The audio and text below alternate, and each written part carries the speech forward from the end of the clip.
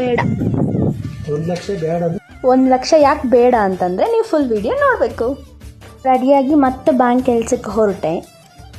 ಕೆಲಸ ಮುಗಿಸಿ ಅಜ್ಜಿ ಮನೆಗೆ ಬಂದೆ. ಅಜ್ಜಿ ಬೈತಾ ಕೂತಿದ್ರು, ಯಾಕೆ ಅಂದರೆ ತುಂಬ ವೀಕ್ ಆಗಿದ್ದೀನಿ ಅಂತ. ಸೊ ಜ್ಯೂಸ್ ಮಾಡಿಕೊಟ್ರು, ಜ್ಯೂಸ್ ಕುಡ್ದು ಲಂಚ್ ಮುಗಿಸಿ ಫ್ರೂಟ್ಸ್ ಕಟ್ ಮಾಡಿಕೊಟ್ರು, ಫ್ರೂಟ್ಸ್ ತಂದೆ. ಏನಕ್ಕೆ ಹಂಗೆ ಬರೆಯೋದವರು? ಬಿಟ್ಟಿದ್ದಿಲ್ಲ, ಕಿತ್ಕೊಂಡು ನಿಂಗೆ ಪೆನಾಲ್ಟಿ ಹಾಕ್ಬಿಟ್ಟು ಹಾಕ್ಸ್ಕೊತೀಯ. 1,00,000 ಬೇಡ. 1,00,000 ಬೇಡ ಅಂದರೆ ಇದು ಬರೀತೀನಿ, ಬರೀಲ್ಲ.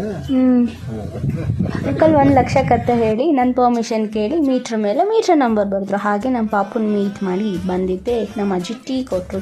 ಟೀ ಕುಡಿದು ಬೋರ್ ಆಗ್ತಿದೆ ಅಂತ ಹೇಳಿ ಗಿಡಕ್ಕೆಲ್ಲ ನೀರು ಹಾಕ್ತಿದ್ದೆ.